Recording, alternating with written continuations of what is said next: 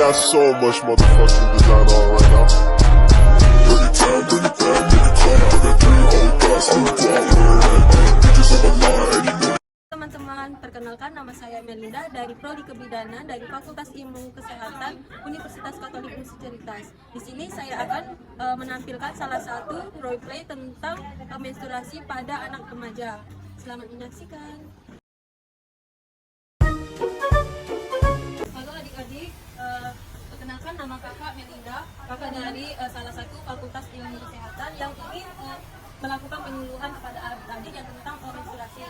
Nah, kalian pasti sudah mengalami masa menstruasi ini. Nah, kakak juga mau tanya, adik-adik di sini umurnya itu berapa? 12 tahun. 19 tahun. Kapan kalian sudah dapat haid atau menstruasi? Pas itu kelas 3 SD. Jadi semuanya ini pasti sudah mengalami yang namanya itu menstruasi ya. Iya. Jadi kakak itu mau menjelaskan siklus menstruasi. Nah, pasti kalian tuh belum tahu kan apa itu menstruasi dan bagaimana normalnya menstruasi itu. Jadi kakak mau menjelaskan normalnya menstruasi itu selama 21 hari sampai 35 hari. Dan juga lamanya menstruasi itu normalnya itu 3 sampai 7 hari. Nah, kakak mau tanya kalian menstruasinya itu berapa lama kira-kira? Kalau saya itu berapa hari? Kadang 4 hari, kadang 5 hari. Tapi kenapa kok saat menstruasi itu tidak menentu? Misalkan itu tanggal 20. Nah, bulan besok itu tanggal 3. Kenapa? Ya itulah namanya menstruasi itu kadang tidak tahu bagaimana menstruasi itu datang. Tapi menstruasi itu tuh datangnya itu perkiraan rata-rata itu 21 sampai 35 hari. Nah, jadi kakak akan menjelaskan kepada kalian semua siklus menstruasi itu. Jadi awal datangnya menstruasi itu terdapat di bagian hipotalamus.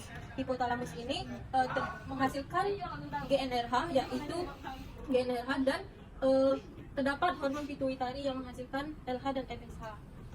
Jadi kedua hormon inilah yang akan bekerja pada ovarium. Nah, pada setiap bulannya wanita itu menghasilkan 15 folikel dan hanya 1 folikel yang akan berkembang. Selanjutnya pada fase menstruasi ini terdapat beberapa fase. Yang pertama yaitu fase menstruasi, fase praovulasi, fase ovulasi, dan fase pasca ovulasi. Nah, yang pertama kali yang terjadi itu fase menstruasi. Jadi menstruasi ini terdapat folikel primer yang akan berkembang menjadi folikel geram, yang akan berkembang menjadi folikel sekunder. Nah, selanjutnya memasuki praovulasi. Nah, folikel sekunder ini akan terus berkembang menjadi folikel geram dibantu oleh hormon FSH. Dan selanjutnya di hormon FSH ini terdapat hormon estrogen yang membantu memberikan umpan balik kepada hormon SH sehingga terjadinya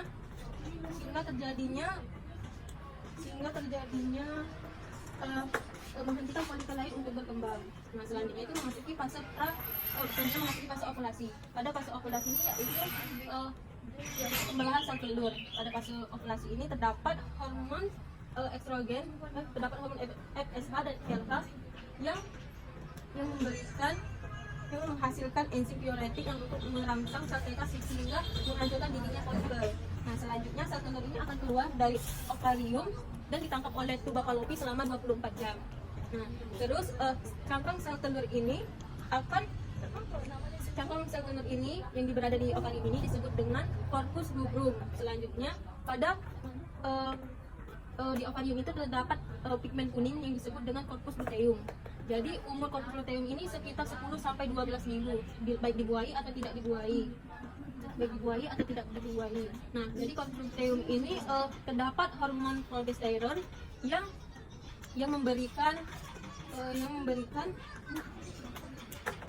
berfungsi untuk menebalkan dinding endometrium dan mengentalkan lendir pada serviks. Nah, jadi pada fase inilah disebut dengan fase ovulasi.